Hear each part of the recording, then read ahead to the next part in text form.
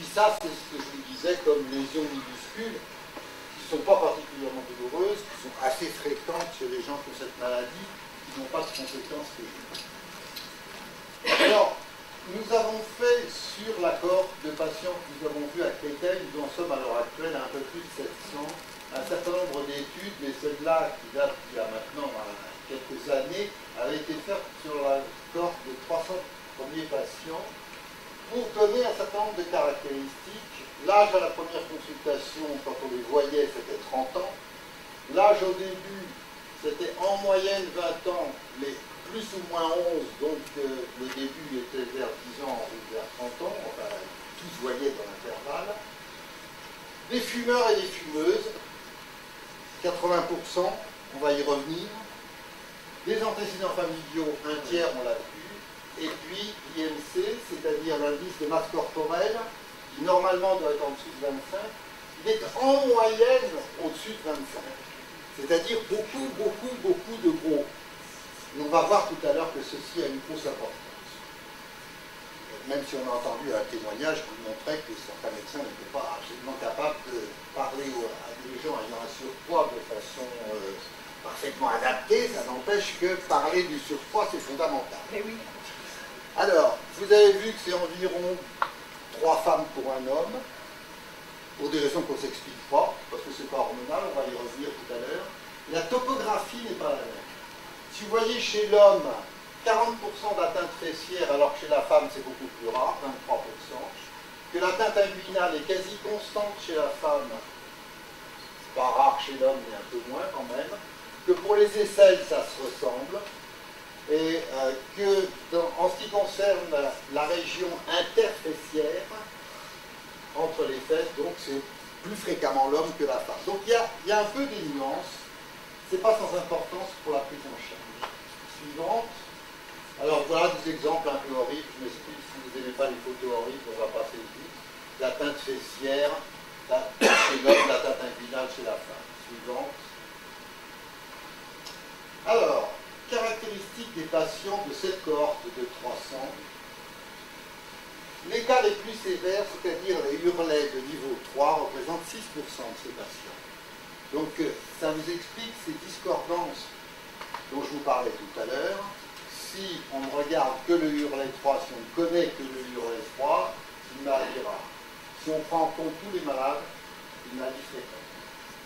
L'association d'acné, on a fait des tardaneries là-dessus, c'est relativement rare. Et le sexe masculin, moins fréquemment atteint, a une maladie plus sévère, une maladie plus atypique et une fréquence de kyste pilonidal, je vous montrerai ce que c'est tout à l'heure. Et puis prévalence importante du tabac et du surpoids, on va y revenir. Alors les facteurs associés, voilà l'exemple d'une étude qu'on a fait chez ces 302 patients, en comparant les cas, 302 patients, avec 600 et quelques personnes n'ayant pas cette maladie, ayant le même âge et le même sexe. Et ce qu'on constate, c'est qu'il y a 13 fois plus de fumeurs et de fumeuses chez les gens qui ont la maladie de Verneuil, et que, de la même façon, le poids est beaucoup plus important, puisque pour chaque point d'IMC, un point d'IMC c'est pas énorme, ça multiplie par 1,12, c'est-à-dire que le surpoids est également extrêmement fréquent. A l'inverse, tous ces éléments-là ne sont pas associés fréquemment sur l'ensemble des malades. Donc là, vous voyez une discordance avec ce que vous avez dit tout à l'heure au Glacis, qui parle surtout de malades avec des niveaux 3 et pour qui le diabète est quelque chose d'important. Dans la série globale, c'est pas important. Classification de hurlets. Elle vous l'a exposé tout à l'heure, on ne va pas y revenir beaucoup. Par contre, ça, c'est une notion fondamentale. Et je pense que Aude Nassif n'a pas eu raison, mais elle n'est pas la seule, de parler de stades. Car en pratique, les gens qu'on voit, ce n'est pas des stades au sens où on passerait du 1 au 2 et du 2 au 3. Les gens qui ont un 3, ils ont presque d'emblée un 3. Et les gens qui ont un 1, ils ont un 1 depuis 15 ans et ça reste un 1. Et les passages de l'aggravation sont rares. Donc quand on a un patient ou une patiente qui a la maladie depuis 2-3 ans et qui est resté à un niveau 1, on peut lui prédire avec un certain degré de certitude qu'elle restera au niveau 1. Et ceci a une importance pour la prise en charge personnelle dans la tête de la maladie. Alors, qu'est-ce que c'est un grade 2 de Hurley? Ben, voilà un peu avec un abcès, une ouverture ici, une cicatrice un peu hypertrophique des testules. Et qu'est-ce que c'est un grade 3 de Hurley? Eh bien, c'est une horreur absolue, comme vous voyez là. Suivante. Alors, les sévérités selon la localisation, c'est pas très différent, mais encore une fois, vous voyez que les cas sévères représentent un minimum de pourcentage. Donc 3 patients sur 4 ont une maladie bénigne. Bénigne avec tous les guillemets que vous voulez, parce que évidemment, c'est jamais bénin. Suivante. Alors, toujours dans le cadre de cette étude de cette cohorte de 300 patients, on a étudié quels étaient les facteurs de gravité, c'est-à-dire en cotant la sévérité avec un instrument un petit peu plus subtil que le Hurley, qui est trop grossier, avec un instrument qui cote la douleur, le nombre de lésions douloureuses, le nombre de lésions suintantes, l'importance des atteintes, etc., qu'on appelle le score de Sartor-Plus, on a pu étudier la corrélation entre la gravité et un certain nombre de facteurs. Le premier facteur qui sort, c'est le surpoids. Ceci est très important, je vous explique pourquoi vous avez des médecins qui sont casse-pieds avec les gros dans cette maladie. Et ça s'explique probablement de deux façons différentes. La première façon, c'est que, comme cette maladie est dans les plis enfermés chez des gens qui sont en surpoids, c'est un facteur de macération, d'aggravation de la. Mais c'est probablement pas le facteur fondamental. Le facteur fondamental, on sait depuis quelques années que le tissu adipeux, le tissu gras, produit un grand nombre de molécules pro-inflammatoires et favorise les maladies inflammatoires. Et donc, c'est par ces deux mécanismes que ça joue. Et donc, c'est pourquoi il faut insister lourdement, parfois trop lourdement, auprès des patients pour que, s'ils sont prêts dans leur tête, il faut qu'ils soient prêts dans leur tête parce que sinon ça ne sert à rien de leur donner l'énergie, fassent un effort pour maigrir. Et si on leur promet, pas toujours facile de faire des promesses de ce genre, si on leur dit qu'il y a des grandes chances qu'une perte de poids de 10, 15, 20 ou parfois 40, ça dépend du niveau de surpoids, est susceptible d'améliorer énormément leur maladie, ça peut avoir un effet important. Alors, dans mon étude, je n'avais pas trouvé le tabac comme facteur de gravité. Je suis le seul au monde dans cette situation et toutes les personnes dans le monde qui s'occupent de maladies de Verneuil, d'hydranulite suppurée, insistent lourdement pour qu'on arrête de fumer. Moi, j'insiste d'abord là-dessus avant. Les autres éléments de gravité, localisation atypique, et alors là, j'ai une discordance complète avec Claude Massif, qui disait tout à l'heure qu'elle trouvait que les cas familiaux étaient plus sévères, et peut-être que son recrutement est différent. Moi, c'est l'inverse. C'est-à-dire que les cas familiaux sont plutôt moins sévères. Et puis, antécédents personnels d'acté, plutôt plus sévères. Les autres éléments sont non significatifs. Le suivant.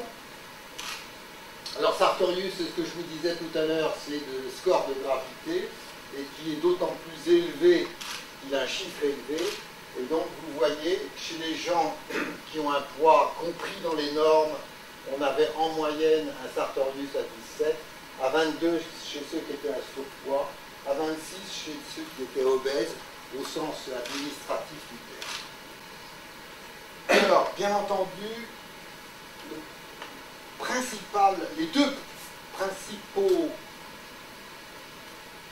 enquiquinnements, si j'ose dire, et c'est peu dire, de cette maladie, c'est la douleur et la suppuration. Et donc, parmi les éléments de jugement des résultats d'une thérapeutique, eh bien, on peut demander aux gens quel est leur niveau de douleur sur une échelle entre 0 et 10, et ils arrivent très bien à déterminer. Et donc, c'est des choses qu'on voit. On s'aperçoit que les localisations basses sont généralement plus douloureuses que les localisations axillaires ou mammaires. Un autre phénomène très important, c'est le nombre de jours douloureux pendant une période d'un mois, qui là aussi est un élément de jugement de la gravité et de la douleur. La suppuration, c'est plus difficile à chiffrer, mais on sait que c'est également un enfer quand on coule tout le temps et qu'en plus ça ne sent pas bon, ce qui n'est pas toujours le cas, mais ce qui est malheureusement fréquemment le cas. Ce qui explique que les répercussions sur la qualité de vie sont terribles et dramatiques. Alors vous savez que les médecins ont développé au cours des dernières années un certain nombre d'instruments de mesure de la qualité de vie. Alors il y a un tas d'indices, il y a eu 3 ou 4 études internationales qui sont parues là-dessus. Je vous en cite une ici, qui a été faite en France parce qu'elle est extrêmement importante dans ses conséquences. C'est-à-dire en utilisant cet instrument-là, on pose un certain nombre de questions aux patients qui ne sont pas directement en rapport avec la maladie, mais qui donnent des idées sur ces divers éléments. On s'aperçoit que non seulement il y a des perturbations énormes de la qualité de vie dans la maladie de Verneuil, mais que si on compare avec un grand nombre d'autres maladies, ici les comparaisons n'ont été faites qu'avec d'autres dermatoses chroniques comme le psoriasis et l'eczéma urticaire, c'est infiniment plus sévère dans la maladie de Verneuil que dans toutes les autres affections dermatologiques. Et quand on compare avec les mêmes instruments de qualité de vie, on compare avec des maladies cardiaques et pulmonaires aussi, on retrouve la même chose. C'est-à-dire, c'est une des maladies qui altère la qualité de vie de la façon la plus dramatique qui soit. Et je pense que les témoignages qu'on a entendus, et bien d'autres que j'ai entendus par ailleurs, sont tout à fait le reflet de ça. Ou à moins que ce soit ça qui soit le reflet du témoignage. Au diagnostic différentiel, ça n'a aucun intérêt. C'est un problème pour le docteur, et encore, bon, ça arrive qu'on se pose des questions, mais encore une fois, le problème n'est pas de confondre avec une autre maladie, c'est de penser au diagnostic. Et donc, une fois qu'on y a pensé, le diagnostic est très facile.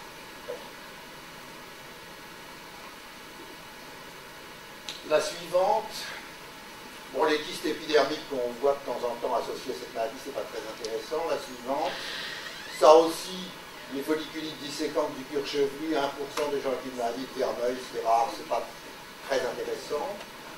Ça, par contre, c'est très fréquent, c'est souvent confondu avec des lésions de Verneuil, c'est ce qu'on appelle le sinus pilonidal. C'est une anomalie pilaire, comme la maladie de Verneuil, qui siège en haut du sillon interfécié, qui souvent demande une intervention chirurgicale pour guérir, et c'est très fréquent. Suivant. Le cancer, c'est presque uniquement des hommes, c'est presque uniquement la région fessière, et c'est toujours après 10 à 15 ans d'évolution. C'est très très grave, parce que le diagnostic est fait très tardivement, et pas forcément de la faute des docteurs. Alors, peut-être que j'aurais dû commencer par ça, pour vous dire, montrer un schéma de ce qui se passe dans les premiers centimètres de profondeur de la peau. Cette maladie, quel que soit le nom qu'on lui donne, c'est une maladie du follicule pileux, c'est-à-dire de la racine du poil. La racine du poil, vous le voyez, c'est assez profondément situé dans la peau. Il y a une glande qui forme de la graisse ici, qu'on appelle la glande sébacée.